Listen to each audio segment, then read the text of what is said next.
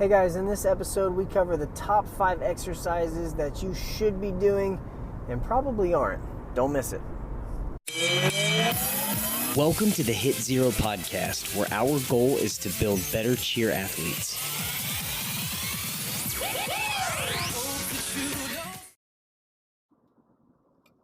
What is up, guys, and welcome back to another episode of the Hit Zero podcast. First of all, I apologize if it sounds awkward, loud, if something doesn't sound right. I'm in the car headed to the lake for a couple of hours, and I'm also leaving tomorrow to go to Vegas for the USASF national meeting, and I wanted to make sure that I got a podcast out to you guys before the weekend hits and things just get crazy. So I'm hoping that this is going to come through clear enough that you're able to hear it and it sound okay. If not, then we'll re-record it. No big deal. But yes, coming up this weekend, I'm headed off to Vegas for the USASF national meeting. Very excited about this. This is the first USASF national meeting that I've been able to go to and also take part in. Very, very blessed to be a speaker or presenter at the meeting, get to talk to coaches and program owners, and even athletes. We've got some athletes coming out for it, but to get to talk to them about injury prevention, injury rehab, return to sport after we've had an injury, kind of setting some expectations for you guys when you do get hurt, so that we're not alienating you away from the team or feel like we have to completely pull you. It's really setting some sport-specific expectations, and I'm pumped to be able to take part. So, if you saw on our Instagram and YouTube this week, we released a video explaining an exercise called a banded hip pull-through, which is basically like where you're standing, you have the band anchored behind you, you step over and kind of straddle the band with your legs somewhat straight, and you're hinging forward, reaching through your legs, grabbing the band, and you're basically pulling the band between your legs as you stand back up straight. If you're not familiar, if that sounds confusing, check out the YouTube or the Instagram and you'll see exactly what I'm talking about. But that got me thinking, the description in that video is, it's a way to help strengthen a notoriously weak area in the body for our cheerleaders, cheer athletes, and that's our posterior chain. The posterior chain is a group of muscles that work together, including kind of the lower back muscles, your butt muscles, your glutes, and your hamstrings. You can also tie your calves in as well. But basically the muscles on the back side of the body that help support the hip and the low back. And so that exercise is very simple, but it's also very, very effective at helping to strengthen this notoriously weak area that our athletes have. And it got me thinking, with this upcoming weekend, a lot of this is going to be focused, a lot of things that I'm covering are going to be focused on injury prevention and keeping you guys healthy so that we can stay on the mat. It got me thinking about what are some other things that we can do to help fill these voids in our athletes. And so this episode is going to be the top 5 exercises that cheerleaders aren't doing that they should be doing. Now, if you're doing some of these, I applaud you, because these exercises are all geared towards preventing injury or helping to rehab from an injury. A lot of these exercises I teach when I do our coaches conferences, or we'll do like a coaches weekend where we come in and we teach coaches how to look for injuries, what to notice, and also to prevent them. We want to teach them how to implement things into their conditioning or their warm-ups to where we can try to prevent some of these injuries. And so these 5 exercises are things that I have taught as preventative type things that we can do to help prevent injuries in you guys. So number 1 is our Nordic negative. Now, a Nordic negative is an exercise for the hamstrings. It is probably the gold standard hamstring strengthening, bodyweight hamstring strengthening exercise for a couple of reasons. Number 1, it's extremely safe. It's body weight, and it's a very controlled exercise. Number two is it's performing what's called an eccentric load, which that means the muscle is lengthening while under tension instead of shortening. And what that kind of give you an idea of what that means is if you hold a weight in your hand and you do a bicep curl, you pull that weight up towards your shoulder. As you pull that up, that muscle, your bicep, is shortening as it contracts. Well, if you're controlling it as it goes back down, you're still contracting it, but you're lengthening that muscle with the contraction, and that's what that eccentric load is. So the Nordic Negative is a very similar concept, except it's for your hamstrings. And so it's performed with the athlete taking both knees, so you're kneeling down on both knees with your feet behind you, and you're standing or kind of sitting upright. So knees are on the floor, our body is upright. Now what we would do is have someone sit behind us and hold our feet or our ankles down. If you're by yourself, you can slide your feet either under the tumble track, or if you have a couple of big dumbbells, you can slide your toes, basically the front part of your foot, underneath those that resistance. From there, you're trying to keep your body as straight as possible as you start to lower towards the floor. So it's almost like you're like a tree leaning and falling, okay? Now, we don't want to just free fall and flop down onto our face. We want to try to control that movement and it be as slow and as long as we can before we have to reach out, grab the floor, and catch ourselves. So this exercise is amazing at building hamstring strength in a very safe and controlled way. And as you lower, your hands are placed directly in front of your body, kind of almost like if you're holding a ball in front of your chest. Your hands are directly in front of your chest, and they're ready to reach out and catch the floor as you lower yourself down. If you want an example of a Nordic Negative, if you hop on our YouTube channel, we do have a video of a Nordic Negative, and you can see exactly what I'm talking about. So that is exercise number one. That exercise, the reason why that's a good one is because cheerleaders typically stretch their hamstrings mostly. They don't strengthen them as much as they should. And so we end up getting hyper flexible in the hamstrings without a concurrent strength level to match it. And so that is sets us up for hamstring pulls. It also sets us up for ACL injuries and lower back injuries. So Nordic Negative is extremely beneficial. Number two is our Romanian deadlift, or RDL, and slash hip pull through that we talked about a little bit earlier. So again, this is another exercise that has a lot of hamstring focus, but it also has a lot of glute focus with it as well. So the RDL, or banded hip pull through, are basically straighter legged versions of the deadlift. So we have a video for both of these movements on the YouTube channel that are easily described. The banded RDL, as we talked about before, that's one that if you are holding either a band in your hands, you're standing on the band with one end in each hand, or if you've got dumbbells, you can use dumbbells, or barbells, you can use a barbell. And what you're doing is you have a soft bend in your knees, and you are hinging forward at your hips. Now, you're not rounding your back. You're not squatting. You are keeping the bend in the knees the same through the entire movement, and you're hinging forward at the waist, bringing your chest towards the floor. Once you reach a point where you feel tension in the back of your hamstrings, then you come back up to the upright position and you bring the weights back to your side.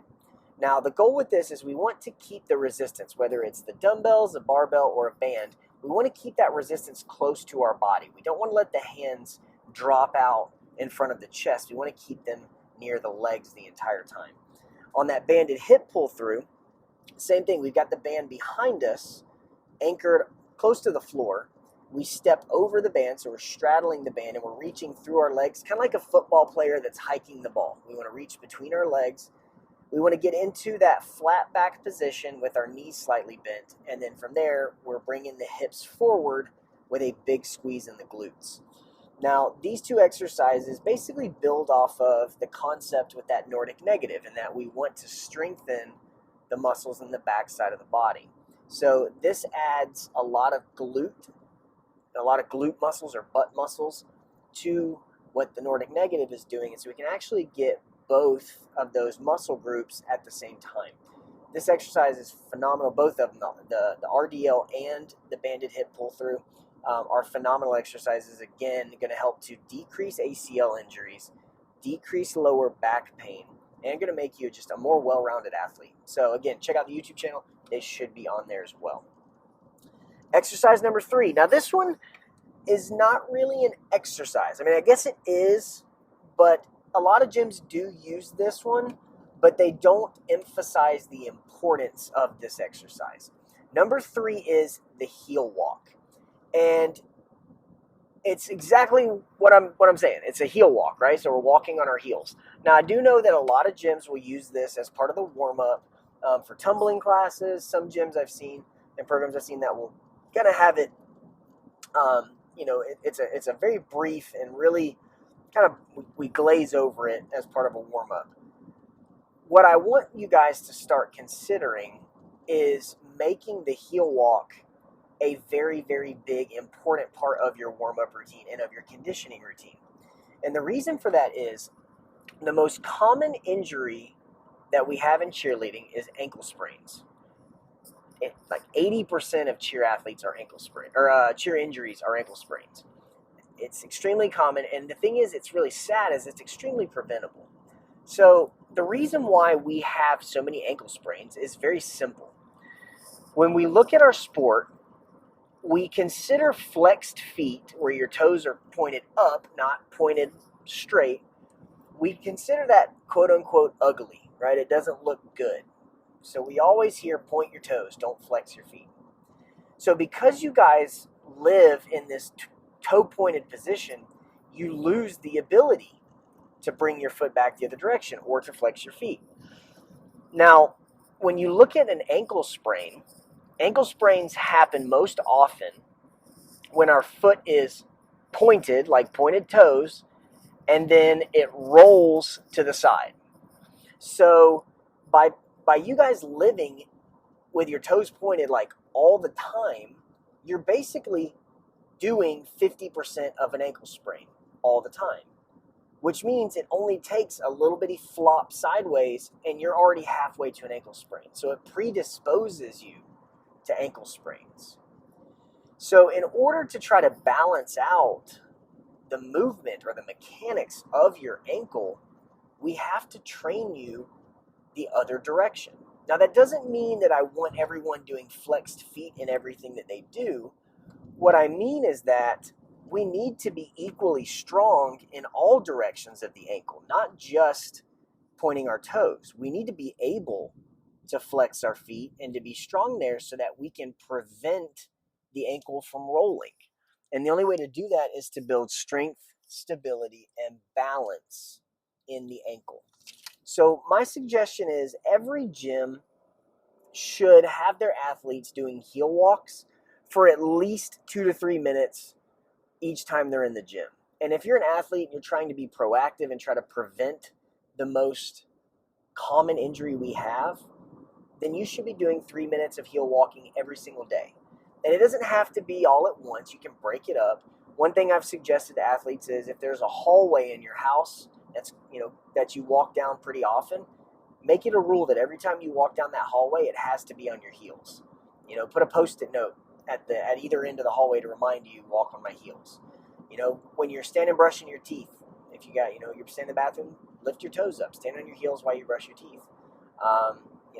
Make it something it's fun, it's not monotonous. But guys, I cannot stress, if you have never experienced an ankle sprain or have never been on a team that had an ankle sprain at a terrible time, like, I don't know, a week or two before Worlds or Summit or D2 Summit or Nationals, it is so heartbreaking and so stressful on the athlete, the team, and the parents that it breaks my heart more than anything when I see an athlete that has worked so hard throughout the season have an injury like an ankle sprain that sidelines them before the end of the year.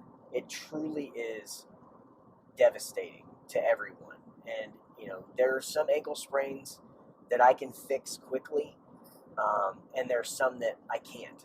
And the ones that are severe, that happen in these high stress situations, a lot of times are some of the harder ones to fix.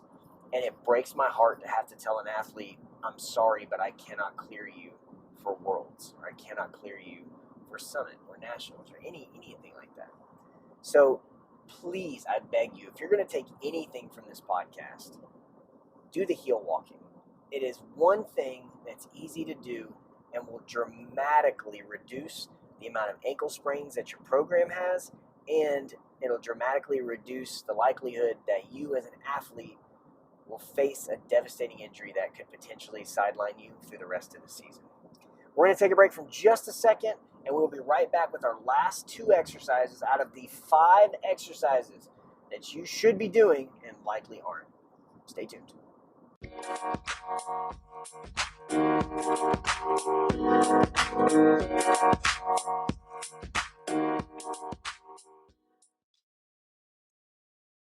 Hey guys, and thank you so much for your support for the Hit Zero podcast. I really couldn't have done it without Anchor. Anchor is the easiest way to make your own podcast. They give you everything you need in one place, and it's free, and you can use it from your phone or your computer. Their creation tools allow you to record and edit your podcast so it sounds great. And they even distribute it for you so it can be heard everywhere, like Spotify, Apple Podcasts, Google Podcasts, and more. Also, you can even make money from your podcast, and you don't have to have a minimum amount of listeners either. So, if you're ready to start your own podcast, download the Anchor app or go to anchor.fm. Look forward to hearing your first episode.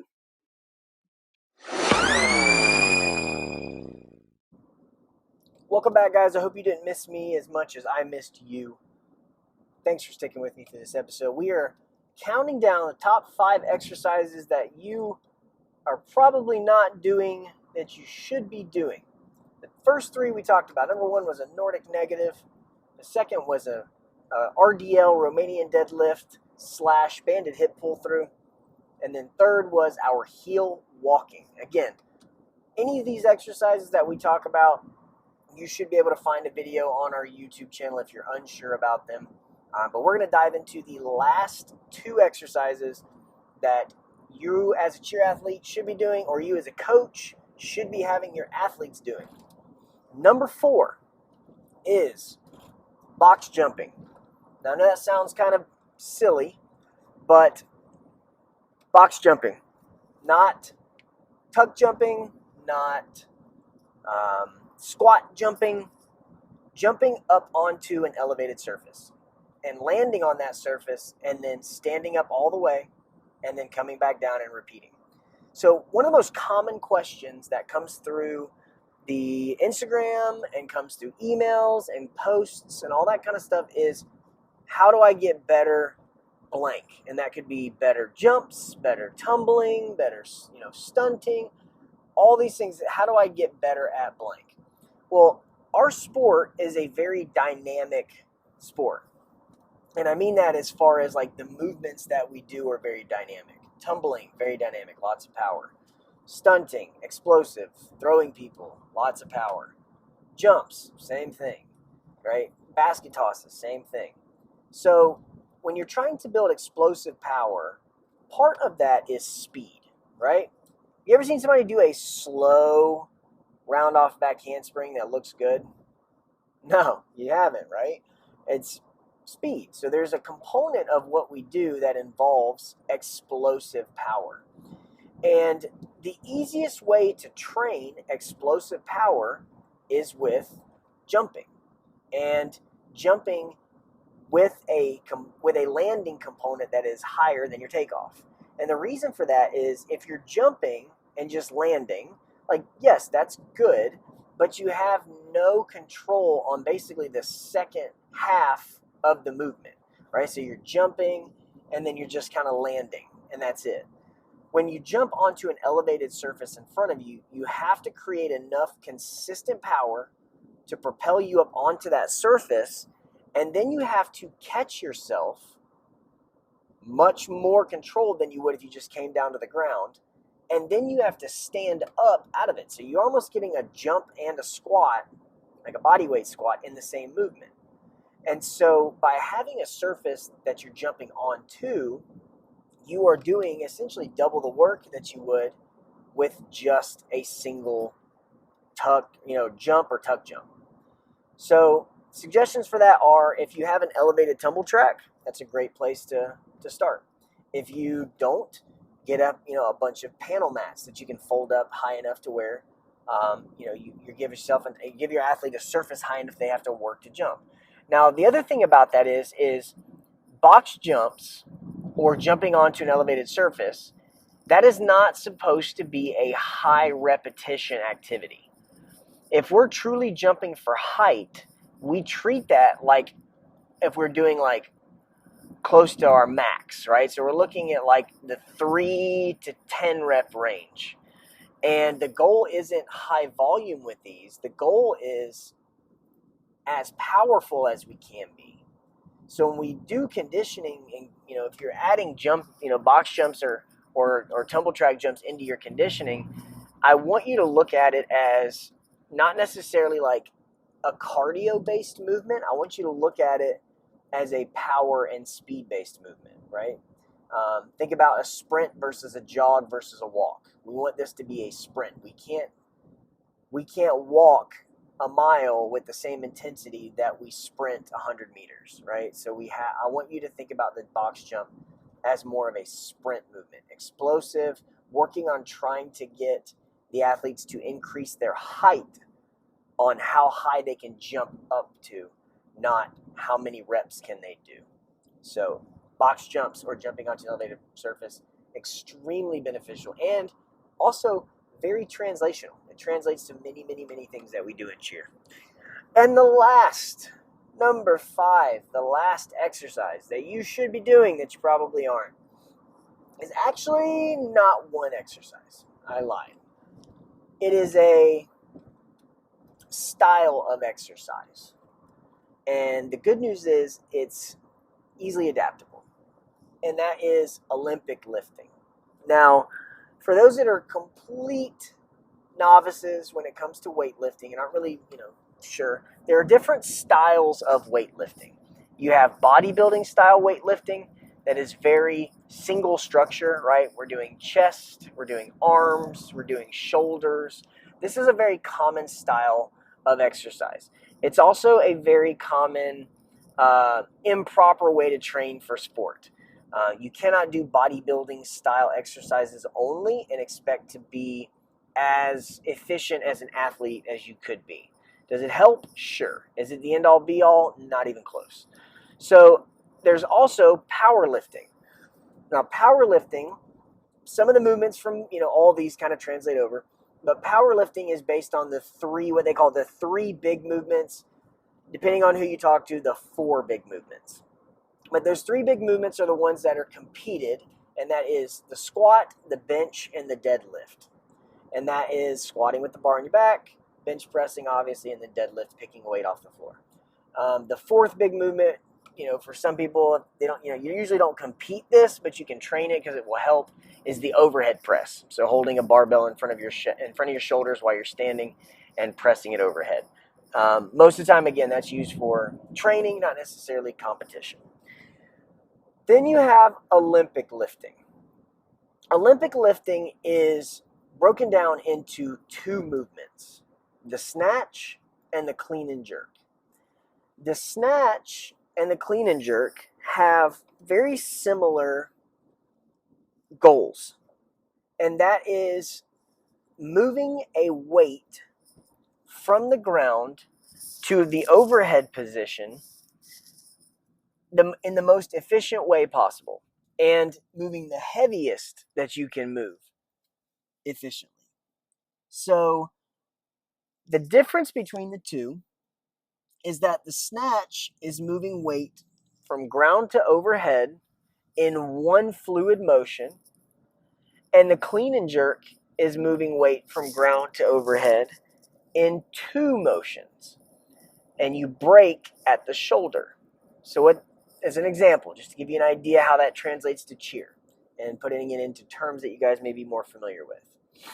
If you are partner stunting one person on the base, one flyer, A snatch or a clean and jerk would be a toss to hands and then press extension. So tossing up to the shoulders and then pressing overhead.